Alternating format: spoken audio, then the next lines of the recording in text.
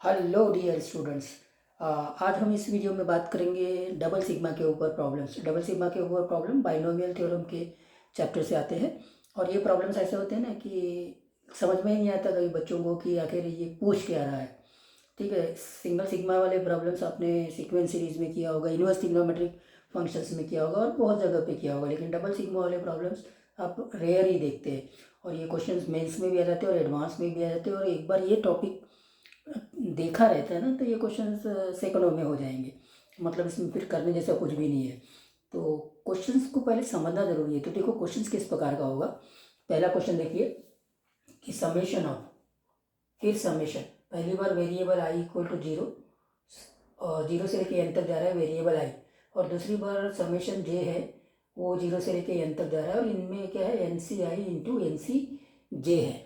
Correct है, question number 1। अब दूसरे क्वेश्चन को देखिए, यहाँ पे भी डबल सिग्मा के साइन है, वेरिएबल भी दो है आई और जे, और ये जिस प्रकार से लिखा है ये समझने में बड़ा मुश्किल आता है। तो यहाँ पे दो वेरिएबल है, एक आई है एक जे है, और दोनों जीरो से लेके एन तक जा रहे हैं। लेकिन इस पर्टिकुलर सम में हमको वो सम चाहिए N C I into N C J का, जिसमें आई लेस देन जे हो। करेक्ट, आई लेस देन जे हो। और यहाँ पे सिग्मा तो एक ही दिया हुआ है, लेकिन वेरिएबल दो दो है, एक आई है और एक जे है, और आई और जे दोनों जीरो से लेके एन तक जा रहे हैं, और मुझे N C I into N C J का सम चाहिए such that I is not equal to J. तो ये तो हो गए क्वेश्चन। अभी मैंने जैसे समझाया, आप बार बार देख के पहले यही देख लीजिए कि आखिर क्वेश्चन पूछा क्या है। करेक्ट। अब इन क्वेश्चनों को हम करेंगे कैसे। ठीक है, तो देखो पहला क्वेश्चन तो आप आसानी से भी कर सकते हो। जैसे इस समेशन की हम पहले सॉल्व करेंगे तो एन सी आई कूद के बाहर आ जाएगा। करेक्ट है, एन सी आई कूद के बाहर आएगा, तो एन सी जे में हम समेशन करेंगे जीरो से लेके एन तक के, तो n C zero plus n C one, n C zero plus n C one up to the n C n चलेगा। ये तो कंप्लीट सीरीज है, टू की पावर एन हो जाएगा। करेक्ट है, तो टू की पावर एन इसका सम आ गया। अब ये टू की पावर एन, ये पहला वाला समेशन हट जाएगा, कूद के बाहर आ जाएगा दूसरे समेशन से टू की पावर एन। और अब एन सी आई में आप समेशन लगाएंगे तो वापस से n C zero plus n C one plus up to the n C n, फिर टू की पावर एन आ जाएगा। तो फाइनली ये तो टू की पावर टू एन हो जाएगा। तो ये सम तो ओके है, टू की पावर टू एन। लेकिन अब जब इस क्वेश्चन को सॉल्व करना है, यहाँ हमको समेशन निकालना है जब आई इज लेस देन जे, तो अब यहाँ क्या करेंगे। अब यहाँ पे तो बहुत मुश्किल हो जाएगी।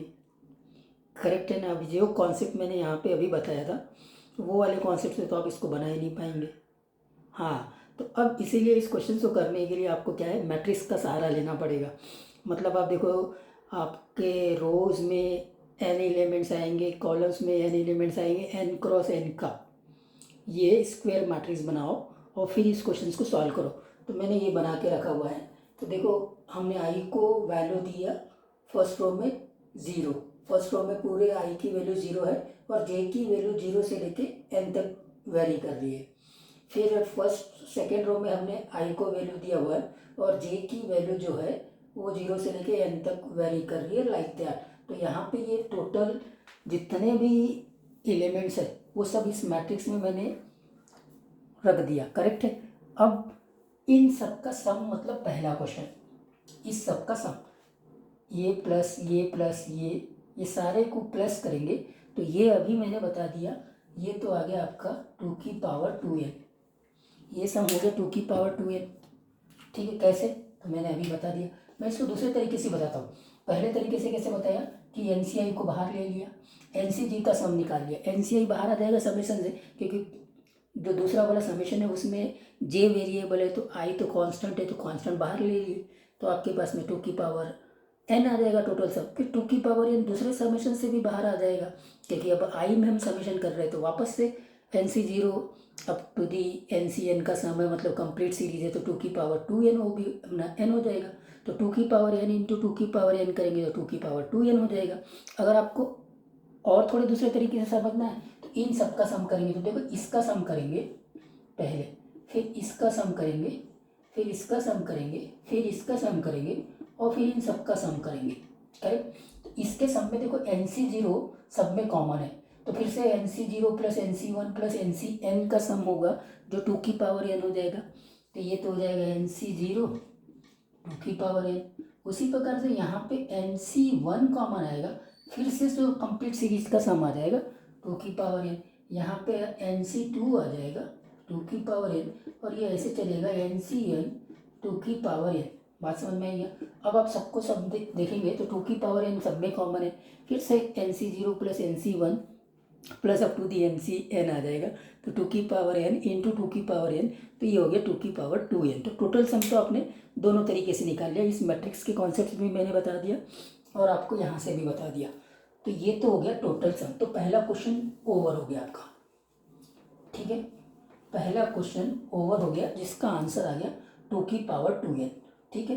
अब ये दूसरे क्वेश्चन में यही मैट्रिक्स काम आएगा।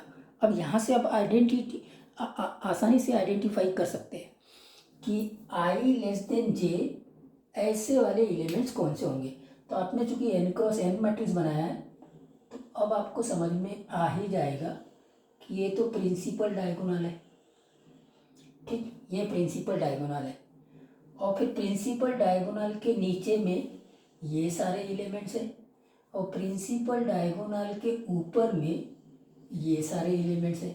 तो अब मैट्रिक्स का कॉन्सेप्ट भी आपको लग गया कि यहाँ जितने भी एलिमेंट्स हैं, है ना, NC0 NC1, तो यहाँ पे NC1 NC0, मतलब ये इसका कॉन्जुगेट दिखाई दे रहा है, करेक्ट है कि नहीं।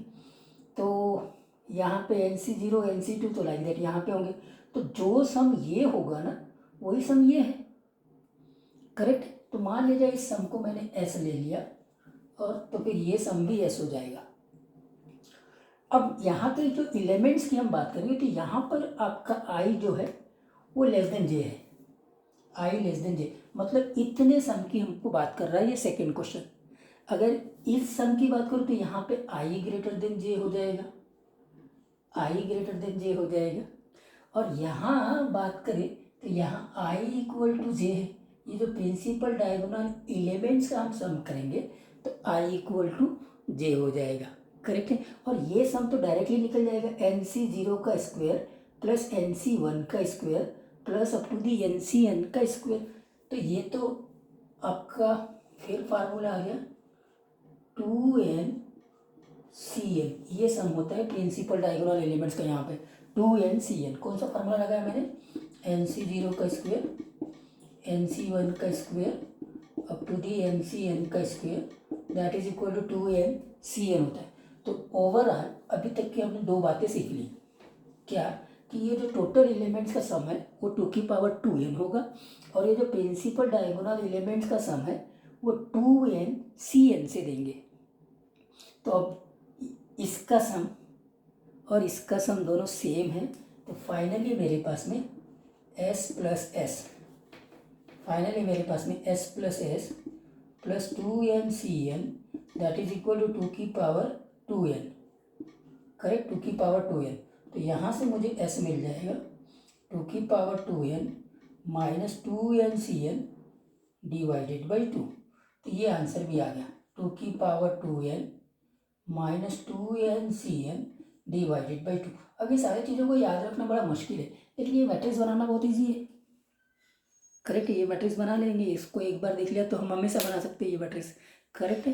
तो अब आपको इस वाले क्वेश्चन का answer I less than J का जो आंसर है वो 2 की power 2n minus 2NCn divided by 2, और यही आंसर होता अगर I ग्रेटर देन J की बात करता, मतलब नीचे वाले सम की बात करता प्रिंसिपल डायगोनल के। और तीसरा क्वेश्चन देखो, तीसरे क्वेश्चन में सारा सम पूछा है लेकिन I not equal to J होना चाहिए। I not equal to J कहाँ नहीं है, यहाँ पे भी नहीं है, यहाँ पे भी नहीं है, मतलब इन दोनों के सम की बात किया है। तो टोटल में से किसको सब्ट्रैक्ट करना पड़ेगा, correct, sum of principal diagonal.